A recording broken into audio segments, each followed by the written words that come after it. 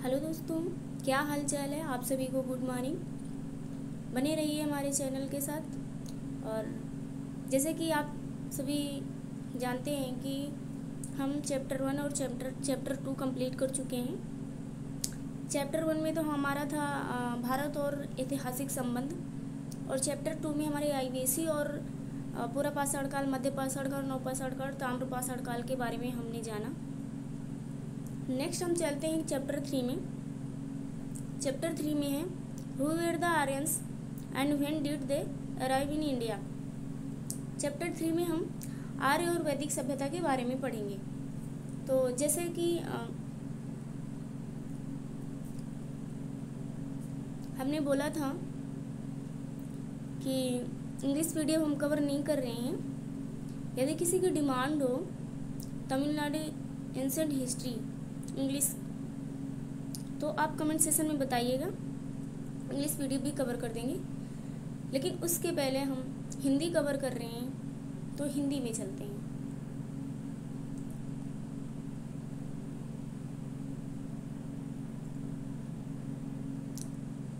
ये तो हमारी इंग्लिश की पीडीएफ है। देखो, आर्यन सोसाइटी की बात कर रहा है कि आर्यन सोसाइटी कैसे चेंज होती है। Kingdoms of the later Vedic period, मतलब साम्राज्य और उत्तर वैदिक काल की बात कर रहा है। यहाँ पे women's and status change in the later Vedic period, और महिलाओं का स्टेटस कैसे चेंज हुआ वैदिक पीरियड के बाद, इसके बारे में बात कर रहा है। नेक्स्ट हमारा है divisions of the India during the later Vedic period. Vedic period के बाद भारत का डिवीज़न कैसे हुआ। आर्किटेक्चर एंड आर्ट्स, यहाँ पे आर्किटेक्चर की बात की गई है। तो जैसे मैं हेडिंग्स वगैरह पढ़ रही हूँ, तो आप लोगों को पता चल गया होगा कि हम किसके बारे में पढ़ने जा रहे हैं। यहाँ पे देखो, letter Vedic period shape India history, इतिहास में वैदिक पीरियड का क्या आकार दिया गया भारत में, उसके बारे में जानते हैं। ये आ गई हमारी हिंदी की पीडीएफ, और हिंदी में हम क्वेश्चन बाय क्वेश्चन कवर करते चलते हैं। तो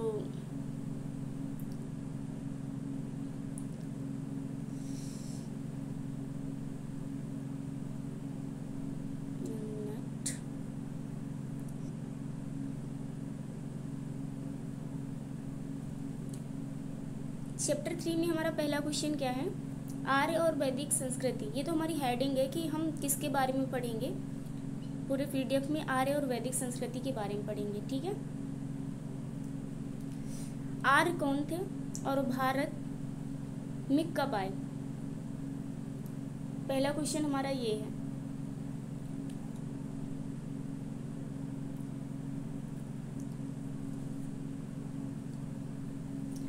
आर्य कौन थे और वे भारत में कब आए।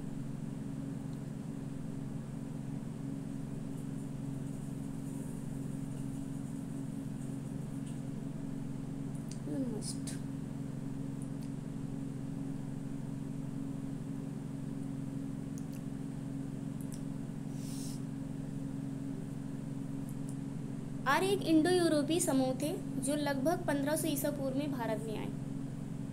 कौन थे ये इंडो यूरोपीय समूह थे, मतलब यूरोप से आए हुए थे। कौन, आर्य। और कब आए थे, 1500 ईसा पूर्व में आए थे। कहाँ आए थे, भारत आए थे, ठीक है। हम क्वेश्चन फॉरवर्ड माध्यम से खुद से क्वेश्चन करेंगे, तभी जाके हमको आंसर मिल पाएगा। वे उत्तर पश्चिमी दर्रों में प्रवेश कर पंजाब क्षेत्र में बस गए। कहाँ पर बस गए, उत्तर पश्चिम दर्रों से प्रवेश करके। कहाँ से प्रवेश किए, उत्तर पश्चिमी दर्रों से, ठीक है। और कहाँ पे बस गए, पंजाब क्षेत्र में बस गए, ठीक है। उन्होंने संस्कृत बोली, जो प्राचीन भारत की एक प्रमुख भाषा थी। उनकी बोली क्या थी, संस्कृत थी। भाषा इनकी क्या थी, संस्कृत थी, जो प्राचीन भारत की एक प्रमुख भाषा थी। प्राचीन भारत की क्या थी, एक प्रमुख भाषा थी। क्योंकि हमारे प्राचीन समय में देखा गया कि जैसे हमारी महाभारत है, और महाभारत को महाकाव्य भी बोला जाता है। महाकाव्य, सबसे बड़ा महाकाव्य क्या है, हमारा महाभारत है। तो वो संस्कृत में लिखी गई, और रामायण है हमारे वाल्मीकि जी, वो भी संस्कृत में लिखी गई। उसको हिंदी में किसने कन्वर्ट किया? तुलसीदास जी ने कन्वर्ट किया है।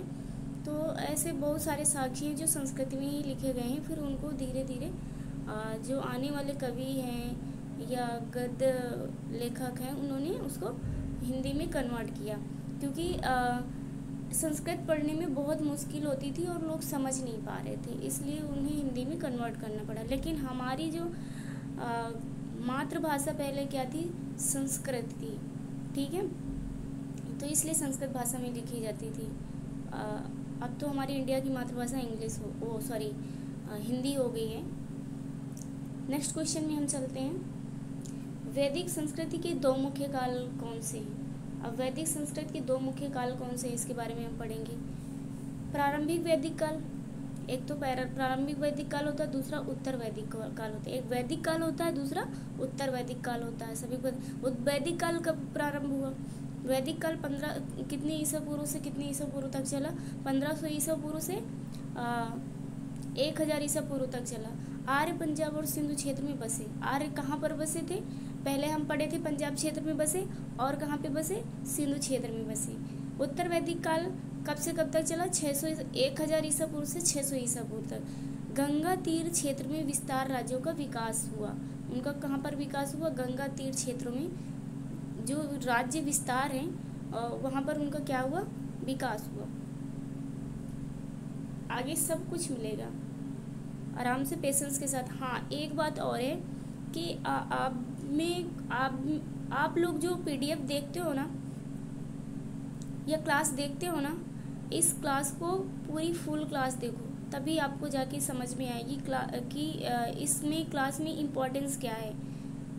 तभी आपको इसका इम्पोर्टेंस पता चलेगा और तभी आप इसको एड ऑन भी कर पाओगे और चीज़ों को ऑब्जर्व कर पाओगे। अगर आप आधा अधूरा देख के छोड़ देना तो आपको कुछ भी समझ में आने वाला नहीं है। और हाँ दोस्तों, मैं आपके लिए इतना मेहनत करती हूँ, तो आप भी थोड़ा सा हमारे लिए प्यार बरसा दो। एक लाइक एंड एक सब्सक्राइब करिए बस, और सपोर्ट करिए, शेयर करिए। आप भी पढ़िए, अपने दोस्तों के लिए भी पढ़ने के लिए कहिए, क्योंकि आपको पता है शिक्षा वो शेरनी का दूध है जो पिएगा वो दहाड़ेगा। तो चलें हम शिक्षा को हम सब घोल के शरबत की तरह पी जाएं, ताकि हम शेर की तरह दहाड़ते रहें, क्योंकि ज्ञान ऐसी चीज़ है वो कभी किसी को अपने अधिकार के लिए झुकने नहीं देती है। जहाँ पर आपका सही अधिकार है आप उसे लेकर के, ठीक है। आर्य कहाँ से आए थे, अब इसके बारे में हम पढ़ेंगे। आर्यों की उत्पत्ति पर विद्वानों के मत भिन्न हैं। मध्य एशिया सिद्धांत से आए थे, जो अधिक स्वीकार्य है। मैक्स मूलर द्वारा प्रस्तावित किया गया था। किसके द्वारा? मैक्स मूलर द्वारा। आर्यों के बारे में हम पढ़ रहे हैं और वैदिक काल के बारे में पढ़ रहे हैं, तो इसलिए ध्यान से पढ़ना, क्योंकि बहुत सारे लोगों को नहीं पता होता कि आर्य कहाँ से आए, क्यों आए, किस लिए आए। तो इस क्लास में ना आपको सारी जानकारी मिलेगी, ठीक है, आर्यों के बारे में। तो कौन थे, क्योंकि लोग कुछ भी बातें बनाते रहते हैं, उनके पास सारी जानकारियाँ नहीं रहती हैं। तो यहाँ पे हमें अधजल गगरी छलकत जाए वाला काम नहीं करना है, हमें पूरा फुल जानकारी लेकर के रहना है। तो आर्यों की उत्पत्ति पर विद्वानों के मत भिन्न हैं। तो कैसे उनके अलग अलग मत हैं इसके बारे में चलेंगे।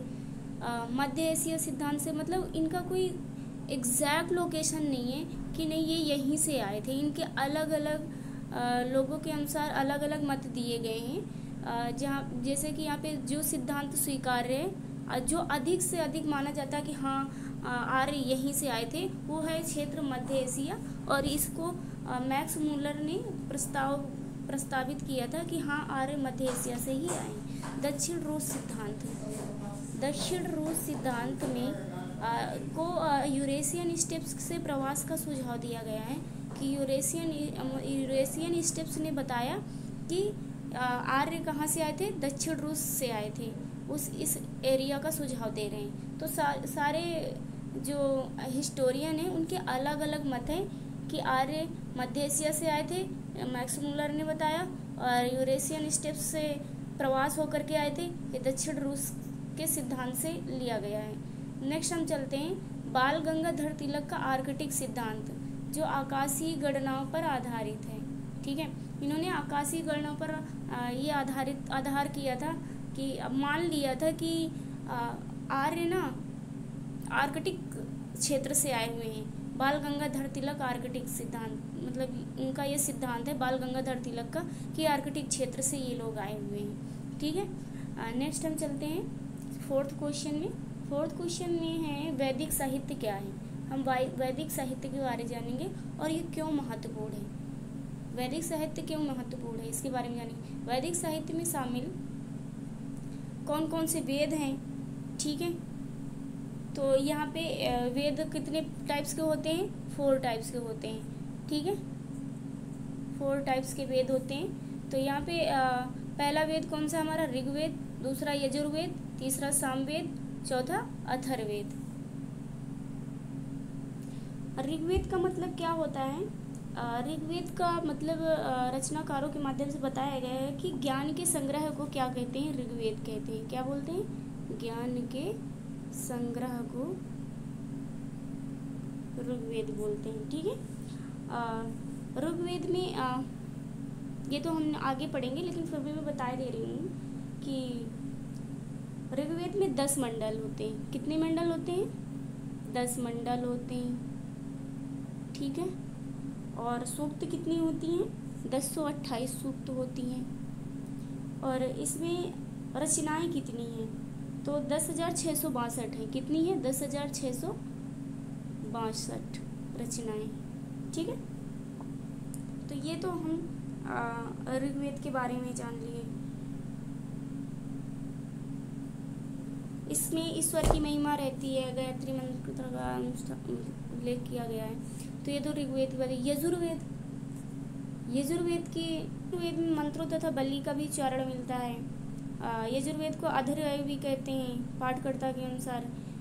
विधि विद्वानों का संकलन मिलता है कि इसमें बलदानी विधि का भी वर्णन होता है। ये गद्य पद्य दोनों में होता है। यजुर्वेद किसमें, गद्य और पद्य दोनों में होता है। ठीक है, नेक्स्ट हमारा आता है सामवेद। देखो दोस्तों, इसमें लिखने की जगह नहीं है, तो इसलिए मैं ना ओरली सारी चीज़ें बता दे रही हूँ। तो आप लोग ध्यान से सुनिएगा जो भी मैं बोलती हूँ, क्योंकि ये बहुत ही एग्ज़ाम के पॉइंट ऑफ व्यू से बहुत ही इम्पॉर्टेंट है। ठीक है, तो सामवेद क्या होता है। सामवेद का जो शाब्दिक अर्थ होता है वो होता है गान, मतलब जो हम गीत गाते हैं ना, उसे हम वो सामवेद से लिया गया है। इसमें यज्ञ के अवसर पर जो मंत्रों का उच्चारण किया जाता था, जैसे कि हमारा गायत्री मंत्र हो गया, ओम भूर्भुवस्सुः तत्सवितुर्वरेण्यं भर्गो देवस्य धीमहि धियो यो न प्रचोदयात्। तो ये सामवेद में ही गाया गया है। यज्ञ में मंत्रों का जो उच्चारण किया गया है वो इसमें इसका जो संकलन है ऋग्वेद पर आधारित है, जिससे इसमें 1810 सूक्त हैं। कितने हैं, इसमें 1810 सूक्त हैं। ठीक है, एक मिनट,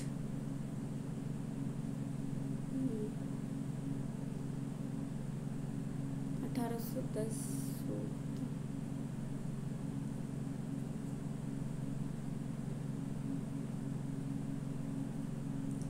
सूक्त। नेक्स्ट हमारा आ जाता है अथर्ववेद। अथर्ववेद क्या है, इसमें कुल 731 मंत्र हैं और लगभग 6000 पद हैं इसमें। ये ऋग्वैदिक मंत्रों से भी प्राचीनतम औषध का उल्लेख करता है। इसमें बहुत सारी औषधियाँ भी पाई जाती हैं अथर्ववेद में। ठीक है, ये अथर्ववेद के लिए जाना जाता है। अथर्ववेद विचारों और विश्वासों का वर्णन मिलता है।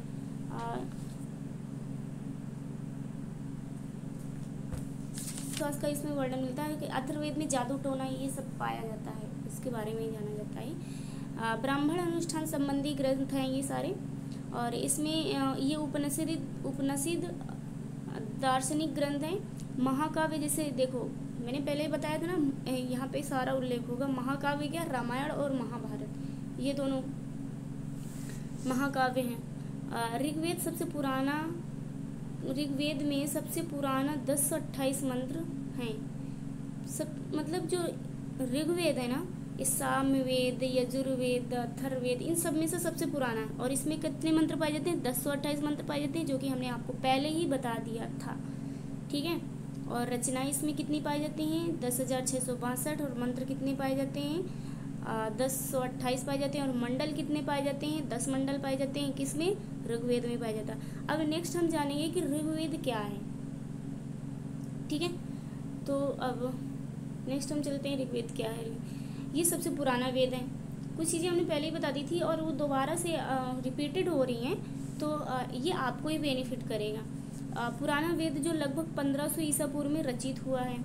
इसमें किन भगवानों की पूजा की जाती थी, स्तुति की जाती थी, इसके बारे में, जैसे हमारे इंद्र हो गए, अग्नि हो गई, वरुण देवता हो गए, इन सब की क्या की जाती थी? प्रार्थना की जाती थी, पूजा की जाती थी। ठीक है, नेक्स्ट हमारा क्या है? प्रारंभिक आर्य सामाजिक राजनीतिक धार्मिक जीवन को दर्शाता है। जो हमारा आर्य समाज है ना, वो सामाजिक, राजनीतिक और धार्मिक जीवन को दर्शाता है। इनका जो शुरुआती समय था आर्यों का, ये इन सब चीज़ों को की मान्यता रखता था कि समाज क्या होता है, राजनीति पर इनका बहुत ज़्यादा रुचि थी, धार्मिक जीवन में बहुत ज़्यादा रुचि थी, तो इन सबको दर्शाया गया है। ठीक, ऋग्वेद के दौर पर ही आर्य आए थे।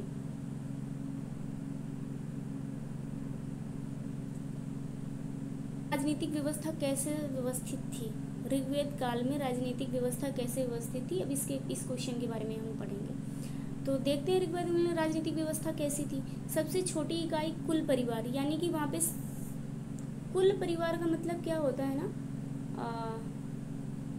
जॉइंट फैमिली रहती थी, उसे हम कुल परिवार कहते हैं, जिसका नेतृत्व तो गृहपति करता था। और कुल परिवार का मतलब क्या होता था कि जो पूरे परिवार का मालिक होता था ना, वही सबका नेतृत्व करता था और उसी के निर्णय पर सभी अड़िग रहते थे, तो उसे हम कुल परिवार कहते हैं। ये सबसे छोटी इकाई ऋग्वेद काल में तो ये पाया जाता था। ये तो अच्छी बात थी, लेकिन इसमें कई परिवार मिलकर गांव बनाते थे। मतलब ग्राम का मतलब समझ रहे हो? गांव बनाते थे। इस कई परिवार मिलकर के क्या बनाते थे? गांव बनाते थे। गांव किससे बनता है? कोई गांव की डेफिनेशन दे सकता है? गांव मतलब क्या होता है कि कई लोगों के समूह से एक ग्राम बनता है, उसे हम ग्राम कहते हैं। ठीक है, जिसका नेतृत्व तो ग्रामड़ी करता था। ग्रामड़ी का मतलब समझ रहे हो? जो पंचायत होते थे, मुखिया लोग इसका नेतृत्व करते थे। मुखिया लोगों के निर्णय पे चलता था। अगर आपके गांव में कुछ भी उल्टा सीधा होता है तो वहाँ पे मुखिया के पास जाया जाता था, पंचायत के सामने। जो पंचायत निर्णय सुना देता था उसी पर हमें अडिग रहना पड़ता था। यह ऋग्वेद काल में चलता था। सबसे बड़ी राजनीतिक इकाई जन कबीला थी। क्या थी? जन कबीला थी, जिसका शासक राजन होता था। राजा को पुरोहित माना जाता था। राजा को पुरोहित यानी पंडित और सेनानी सैनिक प्रमुख द्वारा सहायता प्राप्त होती थी। है ना? उन राजाओं को पुरोहित और जो सेना होती थी उनके द्वारा क्या प्राप्त होता था? सहायता मिलती थी उन्हें। ठीक है, युद्ध में सहायता मिलती थी। जो पुरोहित होते थे वो सारी चीज़ें जानकारी देते थे राजाओं को, तो सहायता मिलती थी। सभा और समिति दो महत्वपूर्ण सभाएं थी। क्या थी? सभा और समिति। ठीक है, कमेटी होती थी और सभा लगती थी, और ये सारी महत्वपूर्ण सभाएं थी। और अच्छा हाँ, एक चीज़ और है कि ऋग्वेद काल में महिलाओं को भी अधिकार था सभा में हिस्सेदारी लेने का। ठीक है, तो ये बहुत बड़ा पॉइंट था कि प्राचीन सभ्यता में सारी चीज़ें महिलाओं के लिए अधिकार था। ठीक है, फिर बीच में ऐसा क्या हुआ कि महिलाओं के अधिकार खत्म कर दिए गए। इस बारे में आप क्या सोचते हैं? कमेंट सेशन में ज़रूर बताइएगा कि बीच में जब ऋग्वेद काल पे महिलाओं को शिक्षा का अधिकार था। ठीक है, और सभा में बैठने का अधिकार था, महिलाएं अपना मत भी दे सकती थी।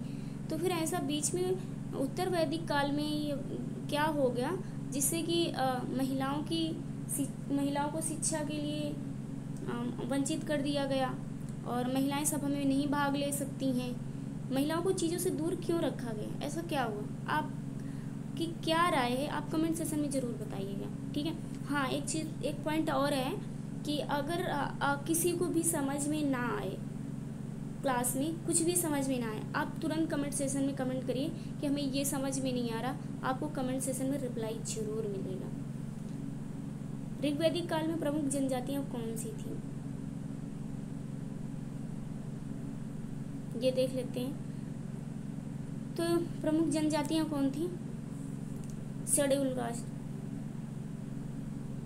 भारत में मत्स्य, यादव, पुरु प्रमुख जनजातियां थी। ठीक है। फिर इसके बाद क्या था? कबीला संघर्ष सामान्य थे, नेता युद्ध के माध्यम से सत्ता प्राप्त करते थे। ऋग्वैदिक समाज में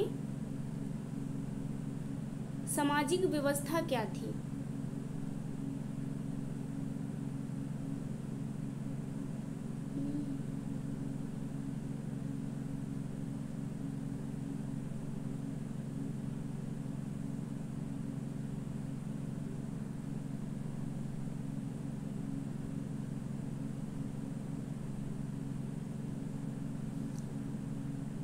यहाँ पे अब हम सामाजिक व्यवस्था की बात करेंगे कि ऋग्वेद में सामाजिक व्यवस्था क्या थी। सबसे पहले तो ऋग्वैदिक काल में पितृसत्तात्मक था, यानी कि पिताजी का शासन रहता था समाज में। परिवार गृह को बुनियादी इकाई माना जाता था, यानी कि वो एक जो पितृसत्तात्मक होता है, मतलब पापा घर के मुखिया हुआ करते थे। ठीक है। आज भी सबके हमारे इंडिया में पितृसत्तात्मक है तो पापा ही घर के मुखिया माने थे। हाँ, लेकिन कई जगह अब दुनिया अवेयर होती जा रही है, तो महिलाओं के भी निर्णय शामिल किए जा रहे हैं। तो पितृसत्तात्मक समाज परिवार गृह को बुनियादी इकाई माना जाता है, यानी कि जो घर के मुखिया जो पापा होते थे ना, जो निर्णय सुना देते थे वही सबको मानना पड़ता। कि लड़कियां नहीं पढ़ेंगी तो भाई नहीं पढ़ेंगी, लड़का पढ़ेगा तो हाँ पढ़ेगा, या फिर लड़का लड़की दोनों पढ़ेंगे तो ठीक है। तो पितृसत्तात्मक था। महिलाओं के बाद के काल की तुलना में ऐसी तो बहुत कम ही भावनाएं देखी जाती थी कि जहाँ पे पितृसत्तात्मक में कि महिलाओं की शिक्षा को अग्रसर किया गया हो, बहुत ही कम ही देखा जाता था। फिर धीरे धीरे जैसे ही लोग अवेयर हुए वैसे महिलाओं को भी शिक्षा के लिए अवेयर करने लगी, सरकार ध्यान देने लगी कि नहीं, लड़कियों को पढ़ाना ज़रूरी है, क्योंकि हमारा देश बहुत पीछे जा रहा था। जो अदर कंट्री हैं वहाँ पे महिलाओं को शिक्षा दी जा रही थी और वहाँ की महिलाएं आगे बढ़ रही थी। हमारी इंडिया की महिलाएं बहुत पीछे, जबकि हमारे इंडिया की महिलाएं बहुत ही स्ट्रांग है, हर एक फील्ड में वो एक अच्छा मुकाम हासिल करके दिखाती हैं। जैसे कि अब कुरैशी की बात ले लीजिए, उन्होंने देखो कितना पाकिस्तान और इंडिया के युद्ध में कर दिखाया कि नहीं, हम महिलाएं कमज़ोर नहीं हैं, और ऑपरेशन सिंदूर को उन्होंने सक्सेसफुल किया। तो कई सारे हमारे पास एग्जाम्पल हैं। तो नेक्स्ट चलते हैं हम। पितृसत्तात्मक समाज परिवार गृह को बुनियादी इकाई माना जाता है। महिलाओं,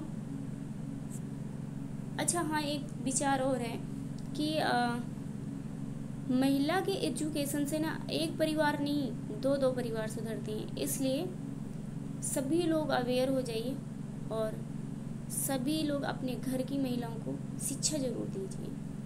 ठीक है। तो महिलाओं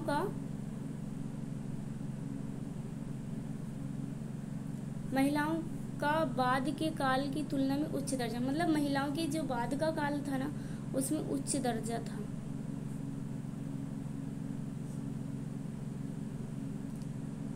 बाद का काल का मतलब समझ रहे हैं? उत्तर वैदिक काल से पहले का जो काल था वो क्या था? उच्च दर्जा वाला था। वहाँ पे महिलाओं को सारी भागीदारियाँ दी जाती थी, कोई बड़ा जातिवाद नहीं था। अच्छा, ऋग्वैदिक काल में जातिवादिता भी नहीं थी।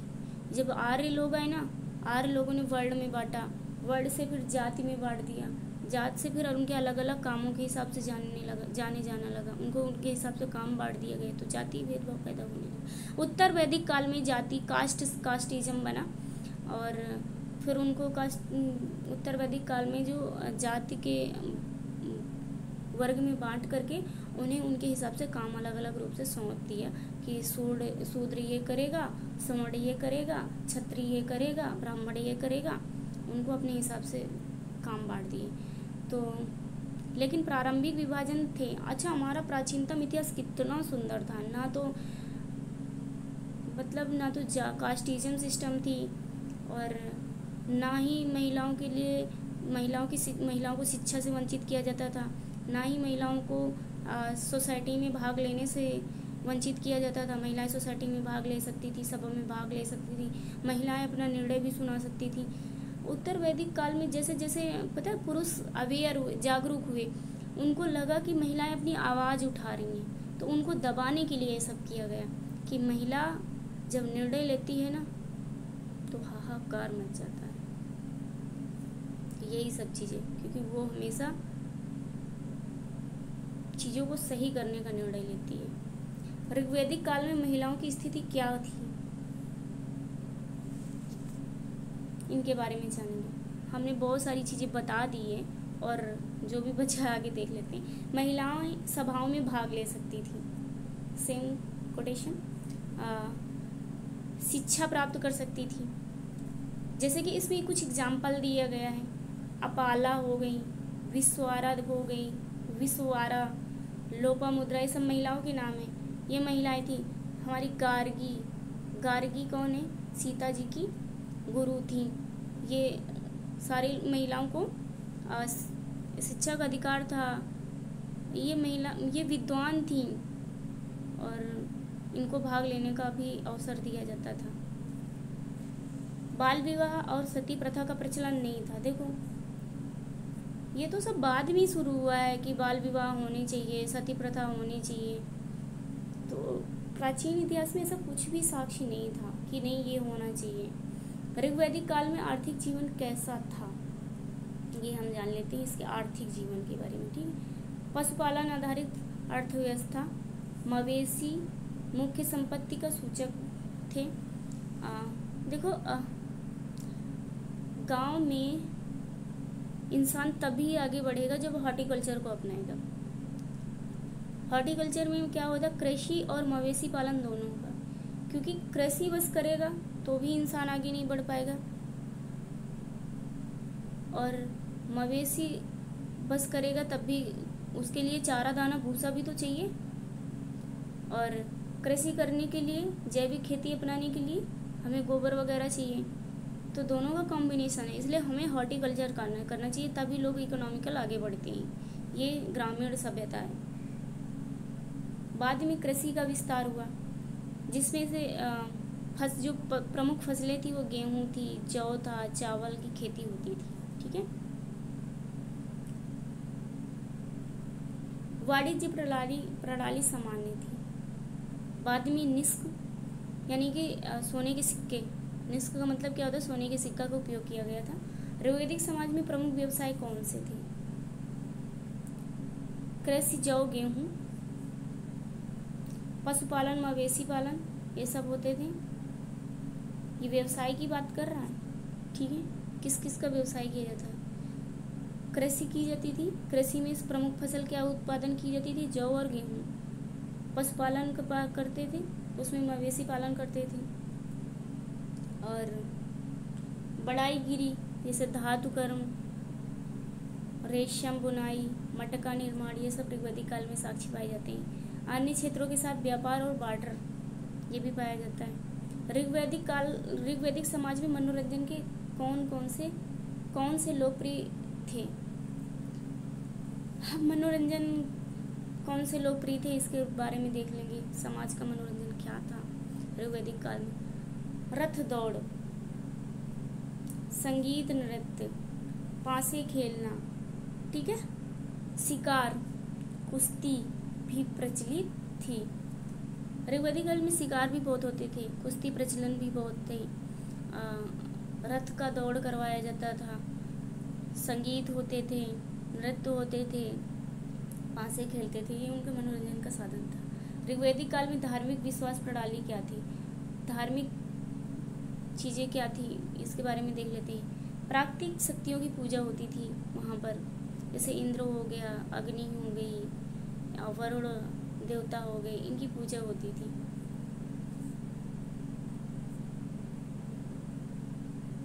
इंद्र किसके प्रतीक माने जाते हैं? युद्ध और वर्षा के। और अग्नि आग के देवता होते हैं। वरुण सामाजिक व्यवस्था के देवता।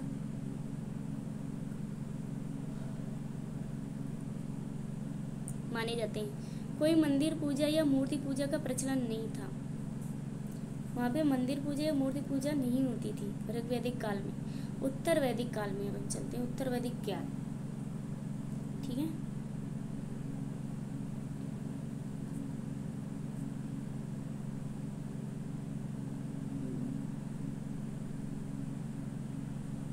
उत्तर वैदिक काल कब से कब तक चला? पहले हमने बताया था 1000 से 600 ईसा पूर्व में तक चला। आर्य समाज में क्या परिवर्तन हुए उत्तर वैदिक काल में, इसके बारे में हम चलते हैं। गंगा तीर्थ क्षेत्र में विस्तार हुआ इनका, ठीक है। क्षेत्र में क्या होता है कि जो आज का पूर्वी यूपी का क्षेत्र है ना, गंगा तीर का क्षेत्र, मल्ल जैसे हो गया, मगध हो गया, अयोध्या हो गई, और गंगा और घग्गरा नदी के किनारे जितने क्षेत्र पाए जाते हैं ये सब गंगा तीर क्षेत्र कहलाते हैं, ठीक है। बड़े राज्यों और जनपदों का उदय हुआ, राज्यों का क्या हुआ, उदय हुआ वहाँ पर। समाज अधिक जातिवादी और पदानुक्रमित हो गई। पहले बताया था हमने कि ये सब कास्टिज्म किस में बना, उत्तर वैदिक काल में बना, ठीक है। उत्तर वैदिक काल के प्रमुख राज्य कौन से थे, इनके बारे में चलते हैं। कुरु, पंचाल, कौशल, काशी, विदेह, ये सारे प्रमुख क्या थे, उत्तर वैदिक काल के राज्य थे, जो कि गंगा तीर का विस्तार था। जनक, विदेह, अजातशत्रु काशी के प्रमुख शासक थे। जनक को उत्तर वैदिक काल में विदेह बोला जाता था, ठीक है, जो कि उनके प्रमुख शासक कौन थे, अजातशत्रु थे, जो कि कहाँ से थे, कहाँ के प्रमुख शासक थे, काशी के थे, ठीक है। नेक्स्ट चलते हैं, उत्तर वैदिक काल में राजनीतिक व्यवस्था में कैसे परिवर्तन हुआ। अब इसके राजनीतिक व्यवस्था के बारे में पढ़ेंगे। राजाओं की शक्ति में वृद्धि हुई, अश्वमेध होने लगा, राजस्व यज्ञ होने लगा का आयोजन होने लगा, ठीक है। अश्वमेध में मतलब क्या होता है कि घोड़ा छोड़ा जाता था, और उस घोड़े को, वो घोड़ा ना एक चुनौती के रूप में छोड़ा जाता था। जैसे आपने लौकुश कांड दिया होगा ना, तो ये उत्तर वैदिक काल की ही घटना दी गई है। तो वो जो घोड़े को पकड़ लेगा, और वो एक चुनौती दी जाती है कि आप युद्ध के लिए तैयार रहें, ठीक है। अगर युद्ध उस अश्वमेध यज्ञ में जो उस घोड़े के गले पे पूजा करके छोड़ दिया जाता था, और एक पत्र लिख करके टांग दिया जाता, अगर वो सारी शर्तें मंजूर हैं तो आप युद्ध के लिए तैयार हो जाएं, वरना घोड़ा यहाँ पर छोड़ जाएं। तो आप भाई कोई भी राजा के किसी भी राज्य में वो घोड़ा जाएगा तो अपने आप को शक्तिहीन थोड़ी ना मालूम होने देगा, वो भी युद्ध के लिए तैयार होगा, क्योंकि पहले यही कारण ही होता था। नए अधिकारी उभरे उत्तर वैदिक काल में, खजांची अधिकारी, संग्राहक, जो खजांची अधिकारी मतलब वित्त मंत्री, ठीक है, उन्हें हम खजांची अधिकारी बोले जाते थे। जैसे अकबर के शासनकाल में कौन थे, टोडरमल थे। सभा और समिति का महत्व कम हुआ। उत्तर वैदिक काल में जातिवाद प्रणाली कैसे विकसित हुई, कास्टिज्म कैसे बना, 4 वर्ण बने, बताए थे आपको, ब्राह्मण, क्षत्रिय, वैश्य, शूद्र, ये 4 वर्ण कब बने, उत्तर वैदिक काल में बने। विषयों के आधार पर उपवर्गों का उदय हुआ, ठीक है। उत्तर वैदिक काल में महिलाओं की स्थिति में कैसे परिवर्तन हुआ। अब महिलाओं की स्थिति में कैसे परिवर्तन हुआ, भाई वो सारे अधिकार कैसे छीने गए, इसके बारे में जान लेते। हाँ फ्रेंड्स, लाइक और सब्सक्राइब और शेयर जरूर करिएगा, जिससे मैं और पूरे एफर्ट के साथ, मेहनत के साथ वीडियो अच्छी से अच्छी बना सकूं। क्योंकि पता है अब मेरे अंदर ना एनर्जी आने लगी है चीज़ें अच्छी करने की, कि कितना अच्छा पढ़ाएं ताकि आपको समझ में आए। और पता है मैं मेहनत इसलिए कर रही हूँ कि जिन बच्चों के पास पैसे नहीं हैं ना, वो बच्चे आराम से पढ़ें और सही चीज़ें उन तक पहुँच पाएँ। तो यकीनन मैं बोल रही हूँ कि अगर अच्छे से अगर ये क्लास ले ली है आपने, तो भाई आपके एग्ज़ाम का कोई भी क्वेश्चन बाहर जाने वाला है ही नहीं, किसी भी एग्ज़ाम का। हिस्ट्री में इसके बाहर कोई भी क्वेश्चन पूछने वाला नहीं है। तो इसलिए बी कंसंट्रेट होकर के आप पूरी क्लास देखिए, ओके, और सपोर्ट करते रहिए। बस आपसे मैं कुछ नहीं चाहती हूँ, बस सपोर्ट करते रहिए हमारा। पितृसत्तात्मक में वृद्धि हुई, महिलाओं के राजनीतिक अधिकार कम हो गए, ठीक है। बाल विवाह सामान्य हो गया, बाल विवाह सामान्य रूप से होने लगे। आइतरेय ब्राह्मण में बेटियों को विपत्ति का कारण कहा गया। आइतरेय का मतलब समझ रहे हैं, जो लड़कियों के पीरियड्स होते हैं ना, महामारी उसे बोलते हैं, तो बेटियों को विपत्ति का कारण बन गया। लेकिन ऋग्वैदिक काल में ऐसा कुछ भी नहीं था कि पीरियड्स वाले लड़कियों को दोषी माना जाए। ये सारा उत्तर वैदिक काल में ही बना और बेटियों को उसका समस्या का उन समस्याओं को झेलना पड़ा कि तुम्हें अलग रूम पे रहना है, तुम्हें सफ़ेद कपड़े पहनना है, कपड़े डिसाइड कर दिए, तुम बिस्तर ज़मीन में लेटोगी, बिस्तर पे नहीं लेट सकती हो, उन्हें खाना कैसा देना है, ये सब उत्तर वैदिक काल में तय किया गया, क्योंकि रूढ़िवादी लोग थे ना। आर्यन ने ये सारा सिस्टम बनाया था। वो क्यों बनाए थे? अपने बेनिफिट्स के लिए बनाए थे। उत्तर वैदिक काल में आर्थिक विकास क्या थी, इसके बारे में जानेंगे। लोहे के औजारों के उपयोग से कृषि उत्पादन में वृद्धि हुई। हाँ, पढ़ते हम सभी हैं और हमको सही चीज़ें जानकारी पता भी चल जाती है कि कब क्या बना, कैसे हुआ, लेकिन फिर भी आजकल लोगों के मानसिक विकास हो ही नहीं पा रहा कि नहीं ये झूठ है, ऐसा नहीं है। वो बोलते हैं सब भगवान का दिया हुआ है, भगवान का दिया हुआ। भगवान का दिया हुआ कुछ नहीं है। भगवान सबको एक बराबर एक समान समझते हैं। कोई वर्ण व्यवस्था बना के नहीं भेजे हैं, किसी के लिए वो अलग नहीं किए हैं। यहीं पे हिंदू, मुस्लिम, सिख, ईसाई, शूद्र, वैश्य, ब्राह्मण, क्षत्रिय सब यहीं पे होता है। ठीक है, भगवान किसी को मोहर लगा के नहीं भेजते, इसलिए ये वहम से बाहर निकलो और अपने आप को जागरूक करो। क्योंकि जब हम बीमार होते हैं ना, तो हमेशा बेहतर डॉक्टर की तलाश करते हैं। तो बेहतर चीज़ें पहचानो बस।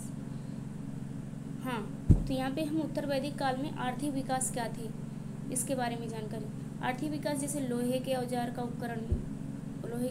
उपकरण मिले हमें। कृषि उत्पादन, लोहे के हल वगैरह उत्तर वैदिक काल में ही मिलने लगे थे। जैसे कि कृषि में क्या हो,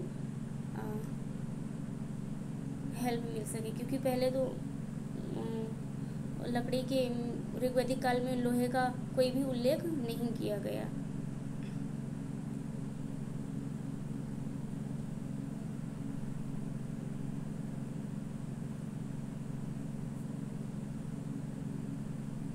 व्यापार में विस्तार हुआ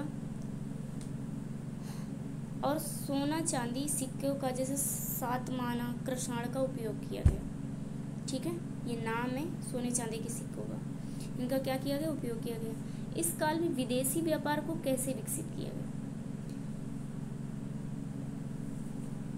विदेशी व्यापार को कैसे विकसित किया? जैसे बबूल है, मेसोपोटामिया के साथ व्यापारिक संबंध बना करके इसे विदेशी व्यापार में विकसित किया गया। ठीक है, बाबुल, वही बबूल। व्यापारी संघों, गढ़ों का गठन हुआ, व्यापारी संघों का गठन हुआ। उत्तर वैदिक काल में धार्मिक परिवर्तन की स्थिति क्या थी?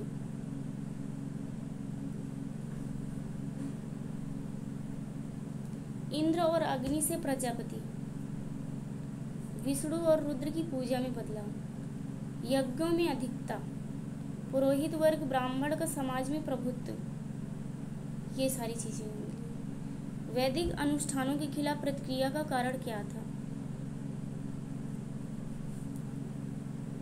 अनुष्ठान यज्ञों की अधिकता से असंतोष, उपनिषदों, दार्शनिक ग्रंथों का उदय हुआ, जैनिज्म, बौद्ध धर्म का उभार हुआ। उत्तर वैदिक काल में भारत के 3 प्रमुख क्षेत्र कौन से थे, ये जानिए। वैदिक अनुष्ठानों के खिलाफ प्रतिक्रिया का कारण क्या था? ये तो आप सभी को बता दिए कि यज्ञों की अधिकता से असंतोष, ज़्यादा से ज़्यादा यज्ञ होते थे उससे तो असंतोष ही फैलेगा। और उपनिषद, क्योंकि जब युद्ध होता रहेगा ना, तो पता है आपको क्या होगा, आर्थिक विकास रुक जाएगा।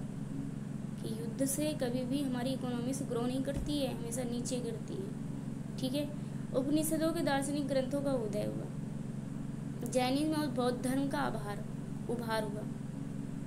वैदिक अनुष्ठानों के खिलाफ, मतलब ये वैदिक परंपरा के खिलाफ जाने लगे। कौन? जैन धर्म वाले और बौद्ध धर्म वाले।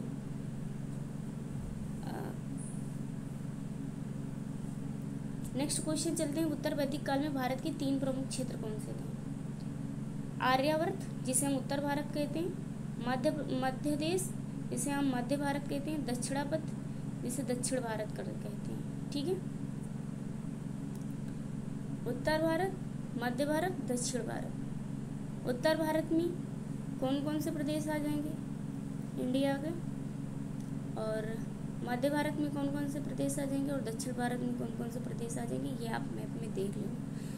दक्षिण भारत में जैसे तमिलनाडु हो गया, केरल हो गया, गोवा हो गया, आंध्र प्रदेश हो गया, ये सारे, श्रीलंका हो गया, दक्षिण भारत में आ जाएंगे। उत्तर भारत में हमारा लद्दाख, जम्मू कश्मीर, दिल्ली और हरियाणा, हिमाचल प्रदेश, उत्तर प्रदेश और बिहार, यूके, उत्तराखंड, ये सारे हमारे उत्तर भारत हो जाएंगे। मध्य भारत में जैसे मध्य प्रदेश हमारा हो गया, राजस्थान हो गया, गुजरात हो गया, महाराष्ट्र हो गया, ये सारे क्या आ जाएंगे, कर्क रेखा वाले जितने क्षेत्र हैं ना वो मध्य भारत में आ जाएंगे। सॉरी, भूमध्य रेखा। कृषि में कौन कौन सी प्रमुख तकनीकी उन्नति थी? लौह हल, लोहे का हल था, जल्दी कृषि करने में। सिंचाई प्रणाली, कृषि को बेहतर बनाया।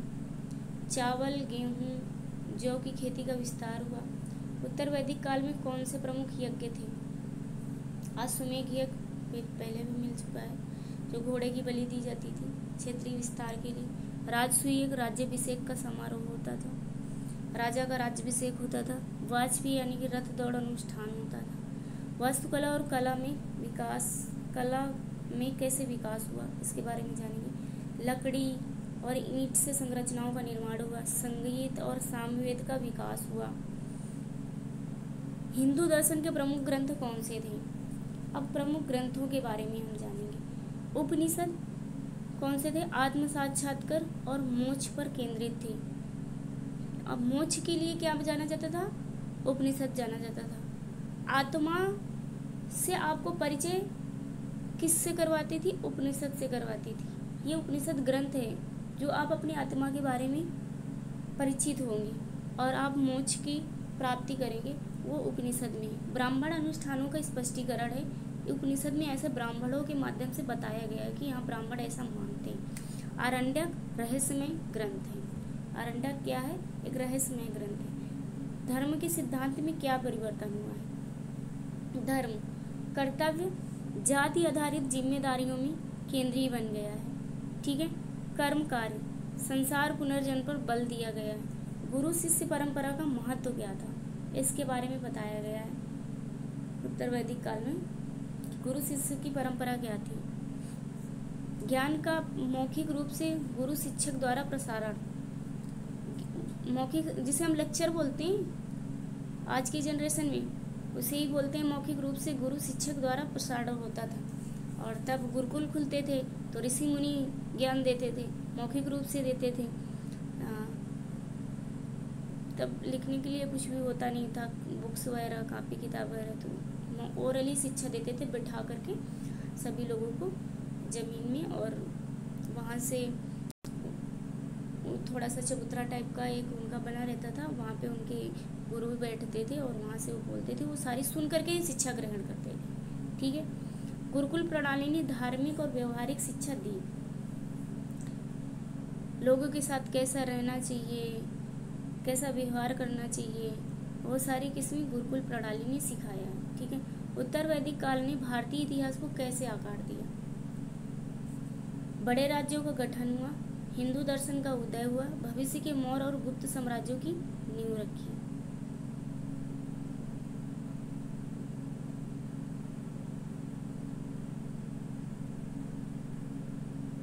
Wish you all the best. बने रहिए हमारे चैनल के साथ, कंटिन्यू आप वीडियो वॉच करिए, पढ़ते रहिए, लाइक करिए, सब्सक्राइब करिए और इसी तरह आगे बढ़ते रहिए, हंसते रहिए, मुस्कुराते रहिए। आप सभी को थैंक यू। आज की क्लास यहीं तक।